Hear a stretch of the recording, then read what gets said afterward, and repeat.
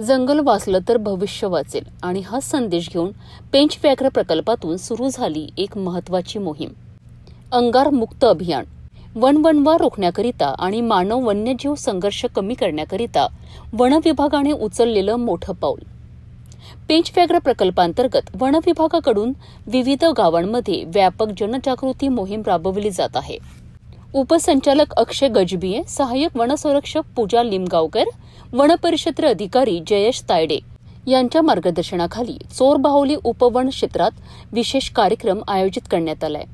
या मोहिमेअंतर्गत सराखा, सत्रापूर, बोर्डा, खुमारी आणि अतिदुर्गम किरंगी सर्रा या गावांमध्ये थेट लोकांपर्यंत पोहोचून जनजागृती करण्यात आली आहे. नागपूर विद्यापीठाच्या पथनाट्य चमूने प्रभावी पथनाट्य सादर करत लोकांना जागं केलंय. वनवनवा कसा टाळायचा, शेती करताना कोणती काळजी घ्यायची, मोहफूल आणि तेंदूपत्ता गोळा करताना नियम काय आणि वन्य प्राणी दिसल्यास कसं वागायचं हे सगळं सोप्या आणि प्रभावी पद्धतीने सांगण्यात आलंय.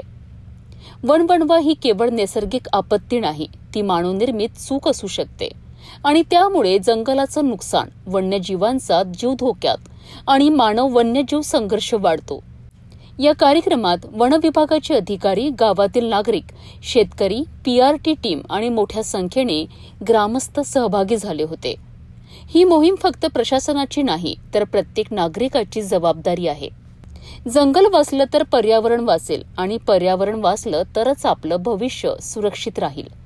वनवनवा टाळा, जंगल वाचवा हा संदेश प्रत्येक घरापर्यंत पोहोचायला हवा.